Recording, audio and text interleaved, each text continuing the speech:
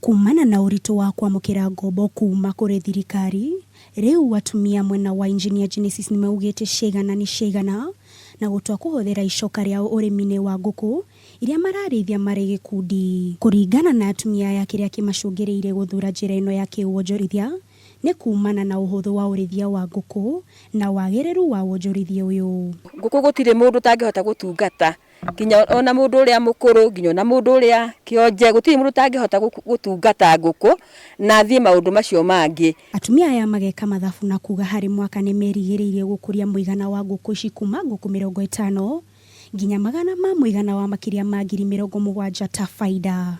O muthenya nguku ici 25 ni irarekia matumbi 25 na itumbĩ rimwe ni thogora wa ciringi 10. Koguo hari muthenya umwe ri ni turahota guthondeka ciringi 250.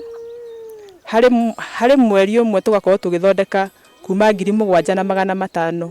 Oho atumia aya maugite itanya riao ni kugunika na ngombo kuma kuri thirikari kuria gubataranagia gukorwo na ikundi nigetha mundu amukire ngombo ici.